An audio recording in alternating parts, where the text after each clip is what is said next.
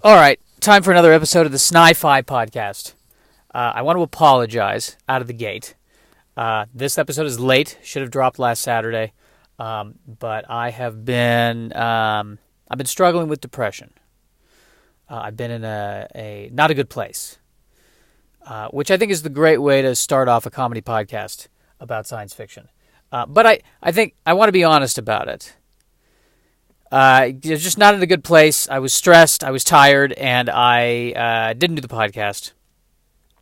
And then I felt guilty about not doing the podcast. And so I'm really committed to doing the podcast because I think by doing this stuff, it helps me with the depression.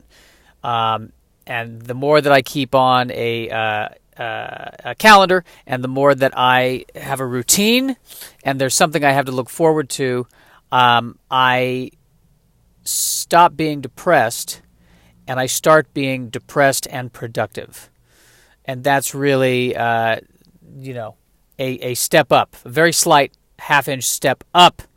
But hey, a step up nonetheless. I think I use science fiction as an escape from depression. This is something I've been talking about with my mom, that literally the idea of getting into a spaceship and leaving this place is very attractive to me at many points. Now, and not just any spaceship, by the way. Specifically, it's the Enterprise from Star Trek: The Next Generation. A spaceship with carpet, with a holodeck, with a machine that just magically makes hot chocolate for you. That's the spaceship I want to escape on. Okay, don't want to leave on the Galactica. That's not fun. That's just a dark military vessel with everybody walking around brooding. I'm not interested in that. Nope, I want to leave. I want to leave on the Enterprise D. I just don't want to wear what they're wearing. It looks very uncomfortable. So I'll leave on the Enterprise D, but I'm going to wear jeans, and they. I know it's not very 24th century, but they're going to have to deal with it. That's all there is to it. All right, so sci-fi news. What's the sci-fi news? What's going on in the realm of sci-fi? Lot of crossovers on the Crisis of Infinite Earths going on. On the CW, all the DC shows crossing over with DC shows, crossing over with DC movies. The Crisis on Infinite Platforms. That's what they should call it. Crisis on Infinite DC Properties. Man, they're milking this multiverse. We're going to get every single DC property in there. I feel like it's the next time they do this, the character, from whatever DC property that's appearing in another DC property is just going to be holding the DVD of their DC property in the scene. My God, it's Batman, played by Kevin Conroy. Yes, I'm here. Oh, what's this? Oh, let me just move this box set of Batman the Animated Series out of my way so we can have this one scene that's really cool, and then I will go away. Crisis on Infinite Methods of Content Distribution. Very exciting, very exciting. I was just reading that The Flash from the movie was in the scene with The Flash from the TV show, and that's now maybe setting up what the next Flash movie is going to be by introducing the concept of the multiverse. Everyone's very excited about this. And by everyone, I mean, I don't know who, maybe people on Twitter. I'm glad we finally got a plan for The Flash. We were worried about The Flash. Where was the Flash movie? Hadn't heard about it, hadn't seen about it. We heard whispers. Then there was one director, then there was another director, then this person was in it, then that person was in it. Oh my God. But it's back on track, people. The Flash movie is back on track. Thank you, Lord. All right, so that's happening. Okay, so we got the Picard series coming out. And they, on the CBS app, which is Star Trek and then all these other CBS shows that I don't care about. It is I mean, it's just Star Trek, and then I don't even know what the other titles are. It's just Star Trek and, oh, right, remember that thing that I watched an episode of when I was in high school? Great. I'm glad I have access to all this. Thank you, CBS. Thank you. Oh, good. I can finally catch up on Cheers. Finally! Where was this ability before? I don't mean to dish on Cheers. It's a good show. But my point is, yes, I got the app for Star Trek, and there's all this other stuff. Don't care about. Anyway, they've been doing these shows called short treks. Like they're these 10-minute mini episodes that they basically do in between the series episodes. So the most recent short trek essentially is a big teaser for the Star Trek Picard series. That's what it is. Because at the very end of it, we see Picard, not just an image of Picard on the news because they're showing something. Something happens and you see the news playing in the background and you see a picture of Picard. So the whole thing is, it's two characters that I don't even know if they're going to be related to Picard or not. And we're watching them go through something. And all the way through, all I'm thinking is, okay, which is this? This is a trailer for... Oh, they mentioned Utopia. They mentioned Utopia Planitia shipyards. That's the Next Generation thing. This is going to lead to Picard. This is going to lead to Picard, isn't it? It feels like a big long commercial for Picard. Listen, guys. Listen. CBS. Listen, Star Trek people. I'm already on board. I already have the app. Enough with the teasing. I am sufficiently teased. What was the quote from the guy, Leonardo DiCaprio, Django Unchained? You have my now you have my attention. You had my interest. Now you have my attention. Something like that. You got it. You've won. Play the show already. This is supposed to be the era of instant streaming. They should just drop the whole thing and we can binge watch it. Just do it. We got it. You've been promoting it. Good job. I have the app. You've done your job. You have my money. Drop the show. Let's go for it. The sooner you can drop it, the sooner I can judge it. It's not that complicated. All right, so that's sci-fi news. News of sci-fi. All right, so what are we talking about today? Today, we are talking about Ender's Game, which is a great sci-fi novel written by Orson Scott Card, which I think is a great name. Orson Scott, and then Card just throws you. I don't know where Card came from. You think, it's going to be Orson Scott Anderson. Orson Scott Rigel. Nope, Orson Scott Card. There's a family that made cards. I don't know. Whatever. Anyway, Ender's Game. All right, Wikipedia article on Ender's Game. Here we go. Before we jump into this, my story on Ender's Game is that this was the book I was reading when I went to a restaurant where there was no one there except this couple, and they sat me right next to the couple. I don't know why they did that. The couple is trying to be a couple. They're trying to do something. And they sat me right next to the couple, and Ender's Game was the book that I pulled out to read. I have a feeling they're still not together. I really do. I think that was the night that it was over. Or it was the night that they were trying to have a first date and it was failing. And Ender's Game is a great book. Okay, it is. And I don't mean to slam Ender's Game, but I don't think that book in that situation helped. That's all I'm saying. I don't know. If I'd pulled out 50 Shades of Grey, something would have changed. They would have seen it and they would have gone, all right, that's what we're playing at.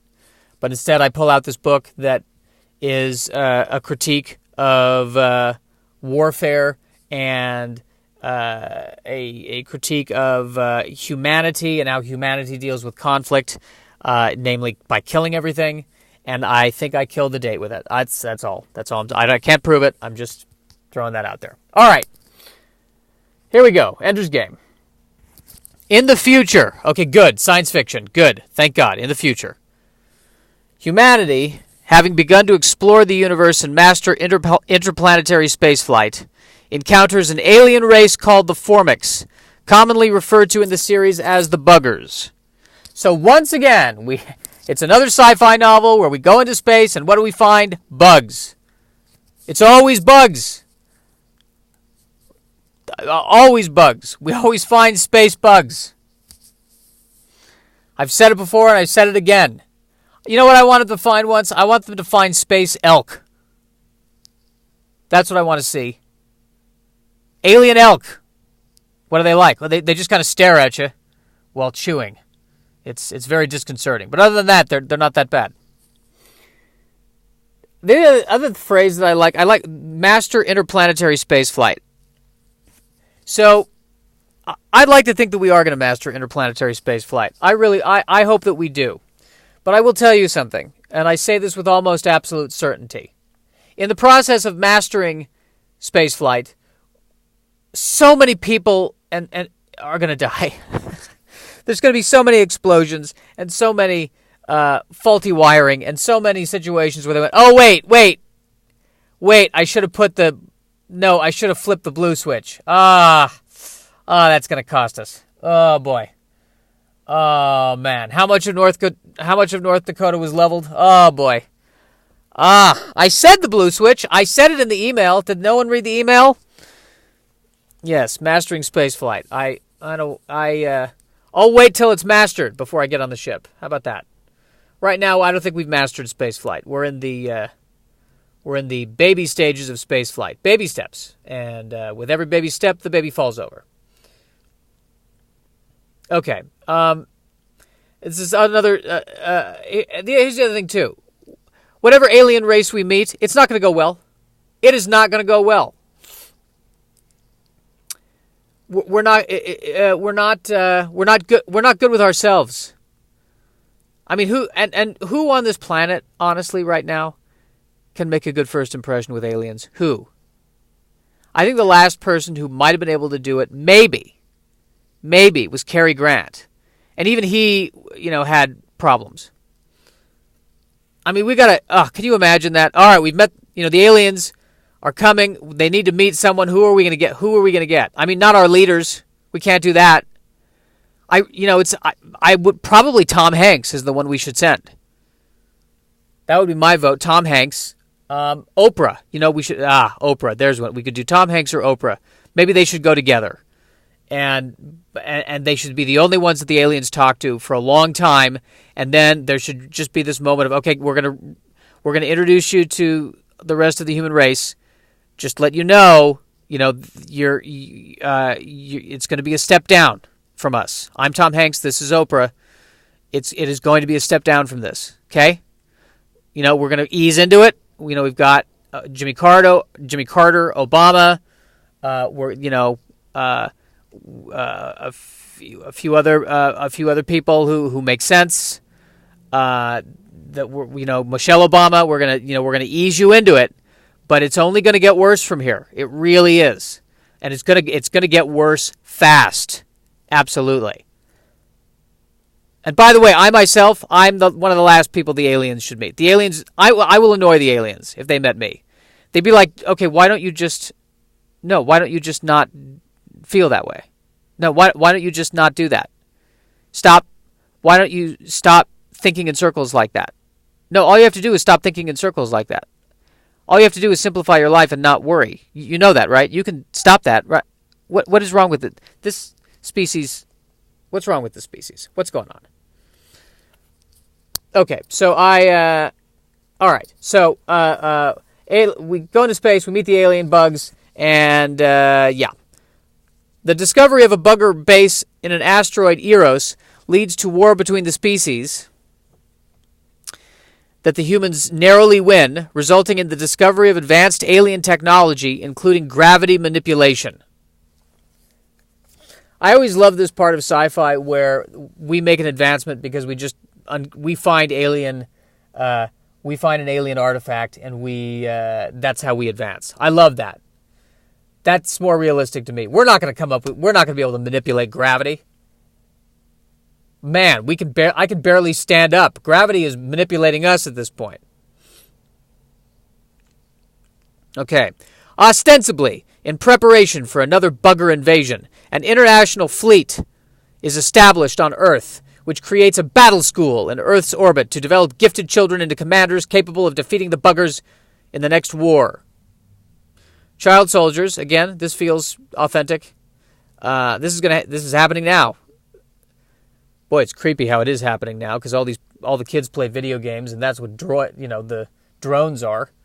Just adult video games. Ooh, this is sending a chill down my spine, which is bad because I have slip disc. So, yeah, that's here's my only other hot take on that is that if you really want to train kids to kill, do you need battle school? I feel like public school will handle that. I don't know how much of my PTSD is just from public school. I want to say, a good 50% of it. All right. Protagonist Andrew Ender Wiggin is born a third, a rare exception to Earth's two-child policy allowed by the government due to promise shown by his two older siblings. Can I just say that so far, and I say this with pride to the human race, I'm killing it in population control. I have added nothing. And I don't think I need to. I think, given my genetics and looking at what's going on with my family, we don't need more of this. This is good. I just want to, I think I should get some credit for this. I should get a tax, some people with children get a tax break. I should get a tax break for not having a child. The government should be like, hey, here's $50. Thanks for not. All right, in this family, the eldest, Peter, is a highly intelligent sociopath who sadistically bullies Ender, while his sister Valentine is more sympathetic towards him. I like that. I like the description. A highly intelligent sociopath. Is that how he would introduce himself? Hi, I'm Peter. I'm a highly intelligent sociopath. I just killed your cat. That's I don't know, there's something about that phrase. Did you meet my friend Peter? Did you know that Peter is a highly intelligent sociopath? Oh, I did. Yeah, absolutely. I could tell by the extermination programs that he started. It's very, very well organized. Because really, no one wants to deal with an idiot sociopath. Idiot sociopaths trying to push the button that's going to nuke everybody, and he's like, no, wait, which button is it? I hate apps. I can't figure this out. Can someone help me? The International Fleet, or IF, if you will, remove Ender's monitoring device at 6 years old, seemingly ending his chances of battle school, and he gets teased by a fellow student, Stilson.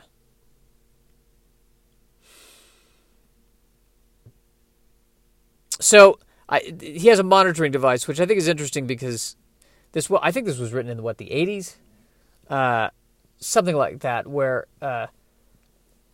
I think, we're going to come to the point where, the monitoring device, if you will, is going to be something that we swallow, or that's something that's like a micron big. And it's not something that you just take off. But the interesting is, when we have that now with the phones, they took away Ender's phone, and that's very depressing. I would be depressed too. And is bullied by Stilson, which is a good bully name. Stilson is a great bully name. That really is. That's an awesome bully name. Like, you hear Stilson, and you're like, yeah, I already hate that guy. It's not even a real person. I already hate Stilson. Ender beats up Stilson before the fight is broken up. Unknown to Ender, Stilson dies from his injuries. Okay, so this kid's got something. All right, yeah, this is it's a tough kid. Tough 6-year-old. Tough 6-year-old. I also, this is for some reason the first time I noticed this, but his nickname Ender. Can I say, I wish that there was a character that said, well, he looks like he really endered him. Ha ha ha ha. Ah. It's too bad I didn't get a chance to edit the book. That would have really, I think that would have propelled the book to a higher level. When explaining his actions to IF Colonel Hiram Graf, another great sci-fi name, Hiram. That's great. That almost sounds Jewish. Hiram! I'm Hiram Graff. I run the battle school, and listen. You killed this kid. That's pretty intense. I gotta say, that's very intense. And shalom for killing him. Good. Good. Is shalom the right word? I'm culturally Jewish. I really don't even know for sure. But at any rate, look, we like you. We think you've got potential. We want to take you under our wing. We're going to take you to battle school. If you can kill a bully, maybe you can kill a giant spider. Okay, when explaining his actions to Graff, Ender states his belief that by showing superiority now, he has prevented future struggle. I'm going to read that sentence again. By showing superiority now, he has prevented future struggle. Isn't that not how it ever works in history? Isn't usually the more force you throw at one country throws at another country, the more force is returned eventually, leading to generations and generations of conflict and killing and murdering? This is not a society that... There's not a lot of Gandhi being read here. Not a lot of Gandhi. Graff, on hearing this, offers Ender a place in battle school. I just thought it would be interesting if, in parallel, a kid who brought another bully to tears by reading Hamlet was sent to an orbiting theater school. There should be an orbiting theater school in this book, next to the orbiting battle school, where they send all the most promising acting kids, and they're doing Hamlet in zero gravity. Graff and the other leaders of the school covertly work to isolate Ender from his fellow recruits and prevent him from growing too comfortable in the environment. Again, send him to public school, and they wouldn't even have to do that. The school would do that on its own. They're working way too hard here. The candidates participate in the competitive war simulations in zero gravity, where Ender quickly masters the game and dominates his opponents.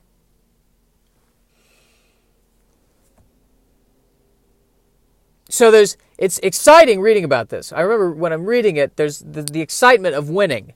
It really brings up something primal, which is probably not good. This is the problem with the human race. We shouldn't enjoy this too much. We shouldn't. And the problem with America, we should not enjoy this. And the fact that violence is PG rated and sex is R rated. It should really be reversed. I think we'd all feel a lot better. No one in this book had sex, and I think that was a big problem. If everyone had, then maybe they would have avoided the wars. And I say this as someone who doesn't have sex, but from the one experience I've had, it does soothe. It does soothe. Okay. Ender's jealous ex-commander, Bonzo Madrid. Hey, great, with a name like Bonzo Madrid. That's almost... Bonzo Madrid, that's almost... He should get his own book with a name like that. Bonzo Madrid is going to grow up to be the kind of hero who's got a scantily clad woman at his side, and he's not the brightest, but he's funny, He's like Lando Calrissian, but he lives in a condo, that kind of thing. So Ender's jealous ex-commander, Bonzo Madrid, draws him into a fight outside the simulation, and Ender, once again seeking to preemptively stop all future conflicts with Bonzo, unintentionally kills him. Twice he's unintentionally killed someone. This kid's dangerous. Very dangerous. Unintentional killing, very dangerous. This, you don't want to mess with Ender. I would not want to mess with Ender at all. I don't know why does he need school at this point? I don't know. I think he's ready. We got to keep training him. He's killing everybody. What are we training him to do? Kill? You can't kill him twice. I think he's got it. Let's just go to war, I think. What more is there? Meanwhile, on Earth, intelligent sociopath Peter Wiggin uses a global communication system to post political essays under the pseudonym Locke, hoping to establish himself as a respected orator and thence as a powerful politician. Well, look, I just read 2014, didn't I? I just read exactly what happened. Isn't that great with science fiction? Oh, look, Facebook. That's what that is. Orson Scott Card 1, World 0. Valentine, despite not trusting Peter, agrees to publish alongside him as Demosthenes, and their essays are soon taken seriously by the government. Yeah, and that part's not happening, though. There's not that other intelligent person who is also writing a response, and we get balanced. That didn't happen. So that's okay. Now we're in fantasy, guys. Now we're in fantasy. Though Graff has told their true identities, he recommends that this be kept secret because their writings are politically useful. So this, and frankly, this subplot, they kept going back to this, which was interesting, and I don't know, I kept going, this is great. I kind of see what you're trying to make a political commentary here, but I just want to get back to the ship. I just want to get back to floating around in zero G, killing people. Which is, again, that's a failing of me. I need to read I need to take the other thing into account because he's describing real life. Ender, now 10 years old, is promoted to command school on Eros after a brief respite on Earth. I'm reading this. I'm reading Starship Troopers. What is it with these sci-fi books where they train and then they go to another school and train? In both books, there's multiple schools. Why I'm reading a syllabus here? Get to the action. After some preliminary battles in the simulator, he is introduced to a former war hero, Mazur Rackham. Ah, great name, Mazur Rackham.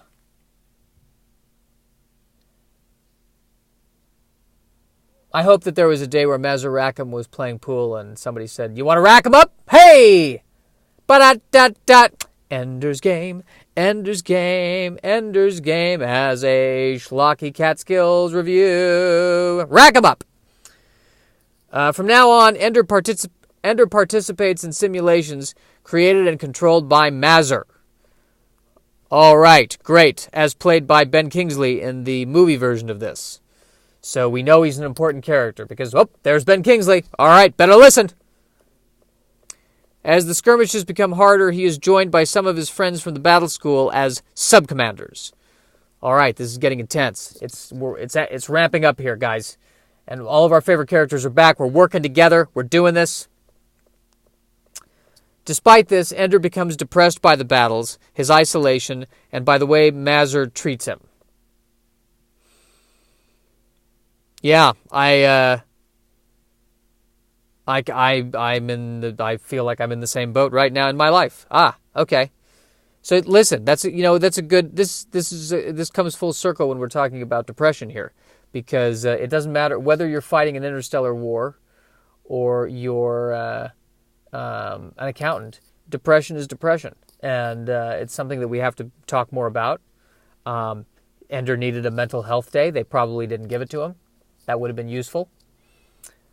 He should have tried meditation. He should have, there are antidepressants that he could have looked into. But this is, depression is something serious. Fortunately, he didn't kill anyone at this point in time. That's good. This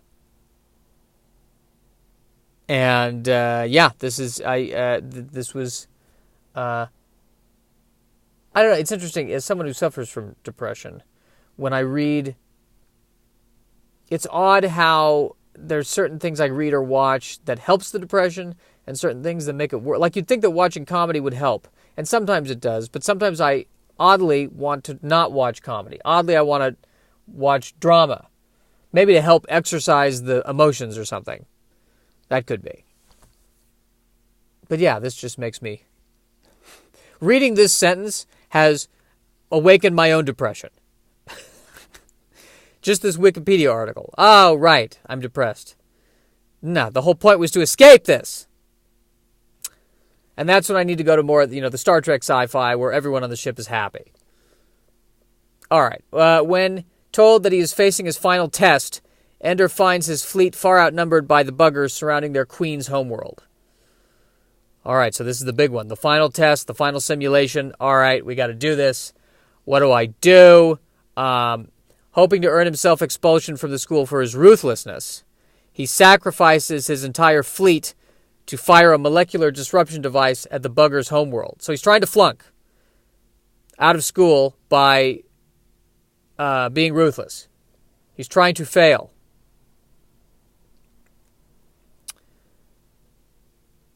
The device destroys the planet and the surrounding bugger fleet, and Mazur informs Ender that the simulations he has been fighting were real battles. Plot twist! Directing human spacecraft against bugger fleets via an Ansible, and that Ender has won the war. So he didn't even know he was fighting the actual war.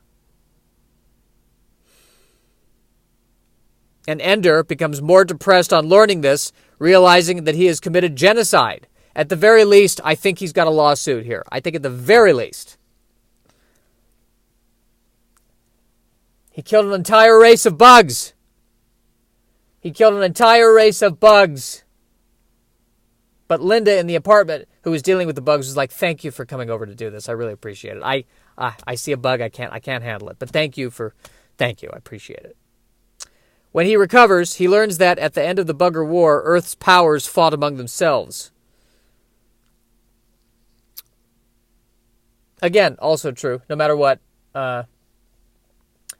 whenever there's an excuse for a war, we'll take it. That's the human race. That is totally the human race. I mean, I think about the Odyssey and the Iliad. Well, let's start a war over my wife and this other guy. That doesn't strike. I have a feeling that actually happened. That's the more I think about it, the more. Oh yeah, that seems about right. Yep. Wait, he slept with my wife? We're going to go to war for 10 years. Yeah. I look at the world leaders today. Are they really any more reasonable? I don't think so. All right, he stays on Eros and his friends return home and colonists venture to other worlds using Eros as a way station. Did that need to be in the Wikipedia article? It just kind of, maybe it did. I don't know. Okay, yeah, got it. Thanks for charting that. Amongst the first colonists is Valentine, who apologizes that Ender can never return to Earth, where he would be exploited by Peter and other politicians to fulfill their own purposes.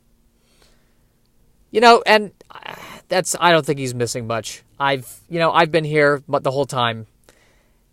He's fine. There's, I don't know. He may... there might be some pizza that he's going to be like, I'm never going to have that again. But it's all right. It's fine. You're not missing much.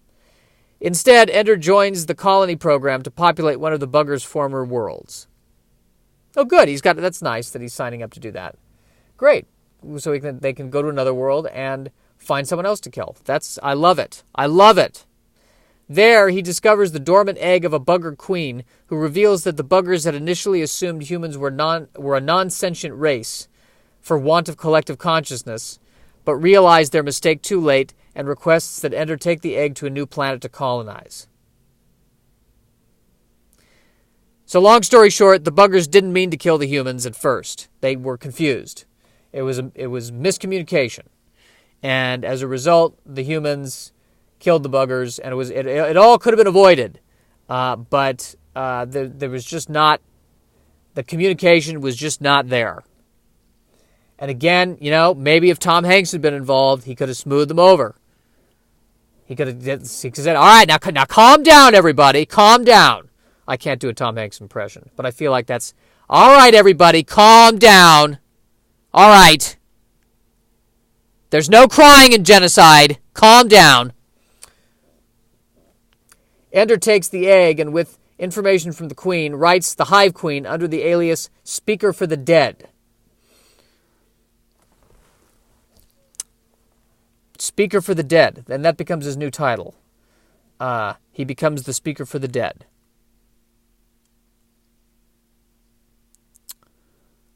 What a great title. What a great title of a job. What do you do? Oh, I'm a Speaker for the Dead. Oh, I've heard about that. you tell the story of somebody who died in the hopes that the people listening will learn from that story and become better. Yeah. What do you do? Accounts receivable. Oh, okay. For the dead. Oh, great. Yeah. Someone's got to do it. Peter, now the leader of Earth and 77 with a failing heart, recognizes Ender as the author of The Hive Queen. He requests Ender to write a book about him, which Ender titles The Hegemon. There were some working titles to this. The first title was The Idiot. The second title was The Big Fat Stupid Head. That was going to be the second title. He was really debating. Do I call it The Hegemon or do I call it The Big Fat Stupid Head? That, he had to take a walk around the block for a few minutes, think about it, and Hegemon just barely beat out The Big Fat Stupid Head. The combined works creates a new type of funeral in which the speaker for the dead tells the whole and unapologetic story of the deceased, adopted by many on Earth and its colonies. There's something about this that... What I love about this story is that I don't think the Wikipedia article conveys is the notion that this remnant of the alien race is basically able to forgive Ender. And once Ender understands what happened and why, he's able to find a measure of peace, at least. I like that sense of hope. That's very nice. When in reality, the surviving bug telepathically would have said to him, well, look, good work. Good work, Ender. Nice job. Nice job. Look what you did. Look what you did. And if the bug was kind of a Jewish mother, he would forgive Ender, but, there would always be mentions of it. And as the two are traveling, the bug would say, oh, that's... No, that's fine. You want to do Chinese food, I want to do Mexican. But we'll do Chinese. That's fine. It's not like my entire race was destroyed by you. But no. Whatever you need. What do you need? You want I'm here for you. That's what I'm here for. Oh, man. In the end, Ender and Valentine board a series of near light-speed starships and visit many worlds, looking for a safe place to establish the unborn Hive Queen. All right. And so there's a little bit of hope at the end. What are we left with? What is the book trying to say? I think the big twist here, of course, is that the whole time he thought it was a simulation, then he found out he was really killing everybody. But it also reminds me of a documentary about, I think McNamara was his name, and how he totally, it wasn't until after the Vietnam War where he talked to actual Vietnamese people where he realized, they're not, they're just they just want freedom. They're not tools of the communist empire, blah, blah, blah. They just want freedom and sovereignty. Kind of what we want.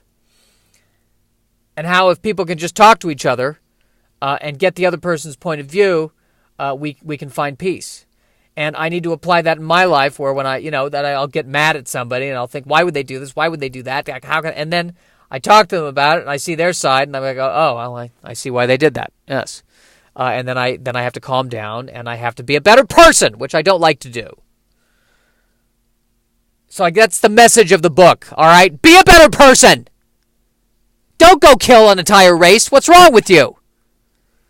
That's the theme of the book. If I were to write an essay of the book, that would be the essay right there. So what do we learn from this? Okay, good. Don't do genocide. I think that's a big one. That's important, right? We got to learn that. Once again, in the world of sci-fi, it's important that, a name is important. Mazaracum. You're not going to ignore a guy named Mazaracum. It's...